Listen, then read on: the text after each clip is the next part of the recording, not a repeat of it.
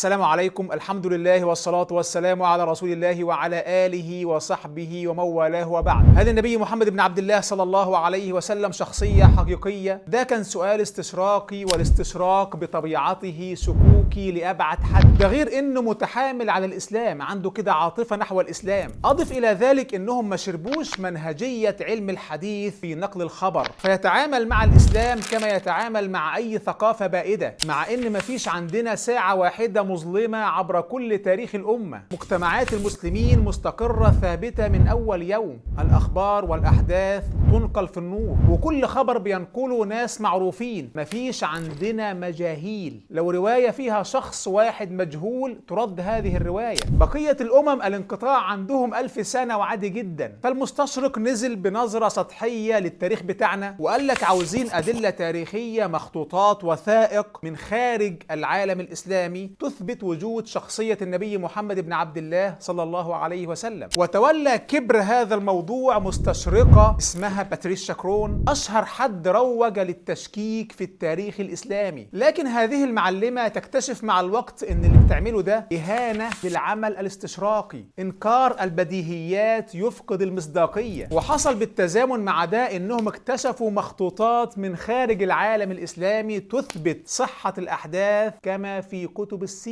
فبدأت باتريشيا كرون تعمل مراجعات، وكتبت قبل أن تموت مقالا بعنوان ما الذي نعرفه بالتأكيد عن محمد صلى الله عليه وسلم. تقول في هذا المقال: نحن نعرف عن محمد صلى الله عليه وسلم أكثر مما نعرف عن المسيح، فضلا عن موسى أو بوذا، وعندنا القدرة على معرفة المزيد من المعلومات. تكمل وتقول: لا يوجد شك في أن محمدا صلى الله عليه وسلم كان موجودا بشكل تاريخي، لا يوجد شك في ذلك، مع محاولات لإنكار ذلك. ما فيش شك أن محمدا صلى الله عليه وسلم كان موجودا بشكل تاريخي. المعلمة صاحبة هذه الشبهة تقول هذا الكلام في آخر حياتها، ثم تقول: ولكن على أي حال فإن هذا المصدر تتحدث عن نص يوناني ذكر النبي محمد صلى الله عليه وسلم باسمه. هذا المصدر يعطينا دليلا لا يمكن دحضه، دليل قطعي بأنه صلى الله عليه وسلم شخصية تاريخية. وعلاوة على ذلك فإن وثيقة أرمينية مكتوبة بعد وقت قصير من عام 661 ميلادية ذكرته صلى الله عليه وسلم بالاسم،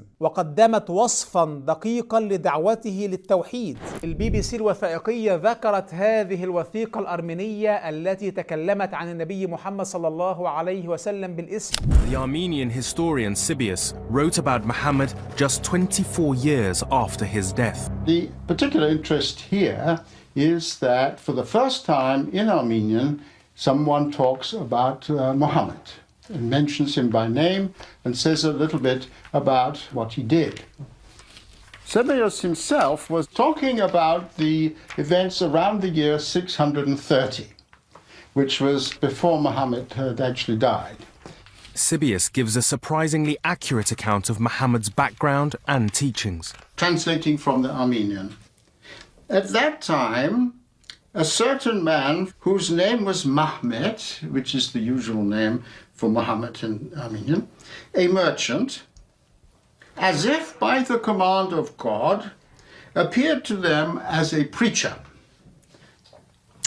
Now, Muhammad gave them laws, namely, not to eat carrion, not to drink wine, not to speak falsehood, and not to engage in fornication. لم يعد يوجد شك في هذا الموضوع، شبهة وانتهت. تقول باتريشيا كرون أيضا نسبة النص القرآني للنبي محمد صلى الله عليه وسلم، وأنه قرأ كل هذا النص يصعب التشكيك فيه. النص القرآني من عهد النبي محمد صلى الله عليه وسلم وقرأه على الناس. بتقول هذا الكلام بعد أن اكتشفوا 40 مخطوط لكتاب الله عز وجل من القرن الأول الهجري. نسبة التطابق في 40 مخطوط 100%. مخطوط وتزيستن من القرن الأول الهجري في 85% من كتاب الله. مخطوط لندن من القرن الهجري الأول في أكثر من 60% من القرآن. المخطوطة الباريسية للقرآن الكريم اتكتبت سنة 30 هجرية تقريبا. طبعا القرآن منقول صوتيا بالتواتر،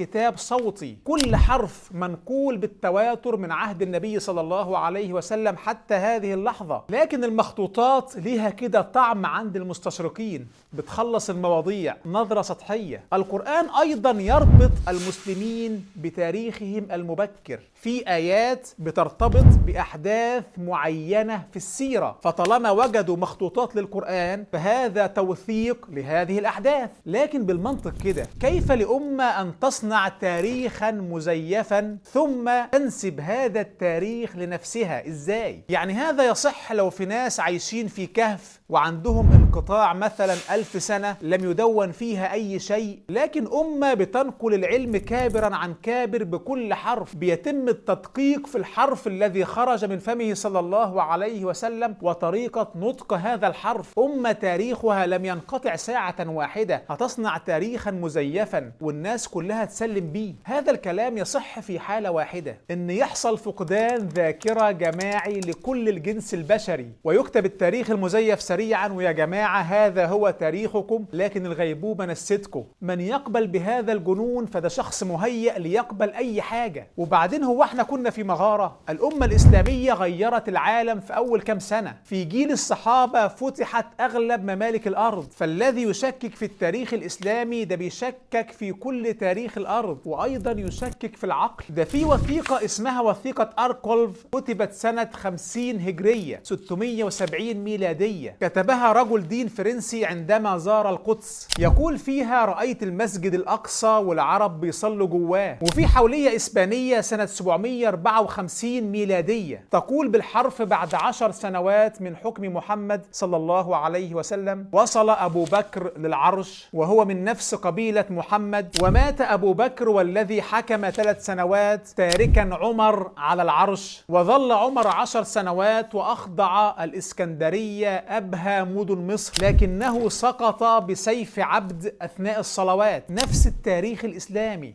وفي نقش مكتوب عليه عمر ابن الخطاب، هذا النقش 57 هجرية. وفي نقش من زمن عمر ابن الخطاب نفسه اسمه نقش زهير، تاريخ هذا النقش 24 هجرية. مكتوب على هذا النقش: بسم الله أنا زهير كتبت زمن توفي عمر سنة 24. زهير كتب هذا النقش سنة 24 هجرية، سنة وفاة عمر ابن الخطاب رضي الله عنه. بعض دعاة الإلحاد العرب قال لك بس هذا النقش فيه نقط، والنقط ظهرت في مرحلة تالية. التنقيط للحرف العربي ظهر من زمن طويل. عندنا بردية بتعود للعام 22 هجرية فيها التنقيط ظاهر. عندنا أثر ابن عباس أن عامر ابن جدرة وضع التنقيط في زمن مبكر جدا، وعدم تنقيط مصحف عثمان عشان يتيح القراءة بالقراءات، مش لأن التنقيط لم يكن استعمل. المهم، في أحداث السيرة وأحداث زمن الخلافة موجودين في مخطوطات وحوليات كثيرة. ده في حولية كتبت سنة 637 ميلادية، يعني بعد وفاته صلى الله عليه وسلم بحوالي 5 سنوات. في هذه الحولية الكاتب السرياني بيذكر النبي محمد صلى الله عليه وسلم بالاسم محمد، وبيتكلم عن عرب محمد الذين فتحوا بلاد الشام، فتحوا مدينة حمص. وفي شاهد قبر لعباسة بنت جريج سنة 71 هجرية في أسوان في مصر، مكتوب عليه: بسم الله الرحمن الرحيم، إن من أعظم مصائب أهل الإسلام مصيبتهم بوفاة النبي محمد صلى الله عليه وسلم. وفي حولية الكاهن توماس سنة 640 ميلادية، يعني في زمان عمر بن الخطاب رضي الله عنه، بيتكلم عن النبي محمد صلى الله عليه وسلم وعن فتح العرب لبلاد الشام. ده في حولية كتبها بابا الكنيسة السريانية بنفسه، بابا الكنيسة السريانية. الحولية كتبت 650 ميلادية 29 هجرية، يعني في خلافة عثمان بن عفان رضي الله عنه. يقول بابا الكنيسة في هذه الحولية: كيف يجبرونكم على ترك المسيحية؟ النصارى لم يتعرضوا لأي اضطهاد من العرب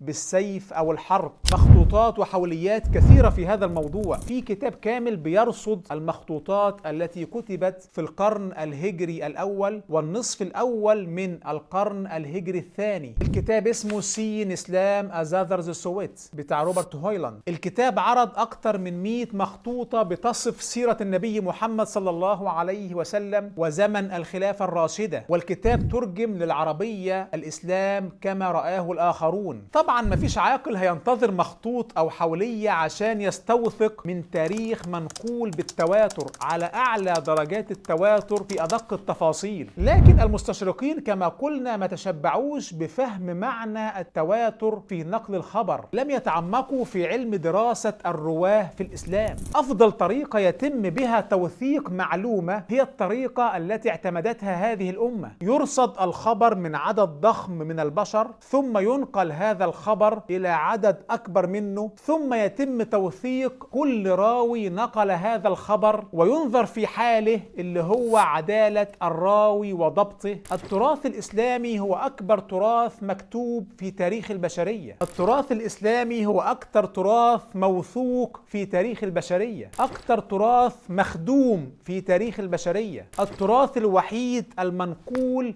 بالاتصال الصوتي. خدم كل حرف خرج من فمه صلى الله عليه وسلم، لا مجال للمقارنة بينه وبين أي تراث آخر عبر كل التاريخ البشري. ده كل تراث البشرية عبر كل تاريخها في كل حضاراتها حتى القرن ال15 الميلادي ليس بشيء بجانب التراث الإسلامي المنقول حتى نفس هذا التاريخ. ليس في الدنيا معرفة متواترة بالأحداث الكبرى التي جرت في التاريخ القديم بنفس حد تواتر نقل أدق التفاصيل في سيرته صلى الله عليه وسلم. وكما قال شيخ الإسلام ابن تيمية رحمه الله: وما من حال أحد من الأنبياء والملوك والعلماء المتقدمين إلا والعلم بأحوال الرسول أظهر من العلم به. التشكيك في تاريخ الإسلام ليس تشكيكا في منهجية نقل التاريخ فحسب، بل هو تشكيك في العقل نفسه. سيرة النبي محمد صلى الله عليه وسلم وأقوال النبي محمد صلى الله عليه وسلم دونت بين يديه. في عندنا كتاب للسنة كما أن عندنا كتاب لكتاب الله. كان في 52 صحابي بيكتبوا السنة، وبعد وفاته صلى الله عليه وسلم نقل القرآن ونقلت السنة على أيدي آلاف التابعين. أبو هريرة كان عنده 800 تابعي، 800 تابعي بينقلوا عنه. وعندنا عشرات الكتب كتبها الصحابة في سنة النبي صلى الله عليه وسلم وأخبار أيامه. كتاب عبد الله بن عمرو بن العاص رضي الله عنه، كتاب سعد بن عبادة، كتاب أنس بن مالك. وفي جيل التابعين عندنا مئات الكتب.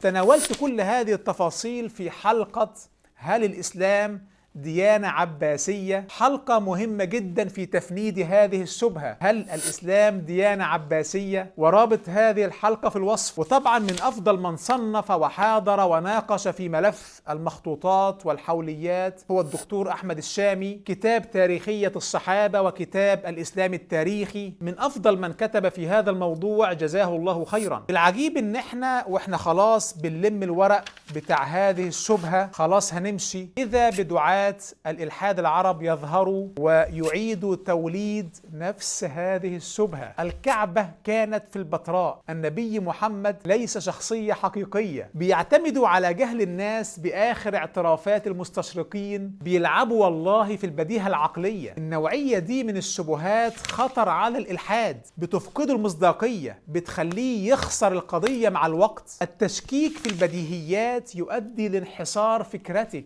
أصلحنا الله وإياكم. وأي ملحد بيبحث عن الحق أتمنى يشوف هذه الحلقة، وأتمنى أيضا أن هو يقرأ هذا الكتاب، كتاب بصائر، خلاصة 18 سنة في نقد اللادينية، بيعرض حوالي 1000 دليل على صحة الإسلام. ورابط هذا الكتاب في الوصف، في نقد تأصيلي للإلحاد والتصور المادي. كتاب مهم جدا لأي ملحد، أي حد عنده شبهات تعرفه ابعت له رابط هذا الكتاب. لا أملك لكم إلا الدعاء. أصلحنا الله وإياكم جميعا للحق والخير. نلتقي على خير. لا تنسوني من صالح الدعاء. والسلام عليكم ورحمة الله وبركاته.